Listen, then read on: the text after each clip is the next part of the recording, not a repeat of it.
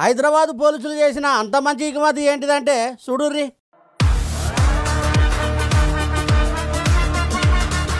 అగో ఏదో ప్లకార్డులు పట్టుకొని సడాకుల మీదకి వచ్చి ఏమో చెప్తుర్రు. ఏంటిదే బాలన్న, నువ్వేమో పోలీసులు ఎగుమతి చేసిండ్రు, ఇసారా చేసిండ్రు అంటివంటారా? చూడుర్రి.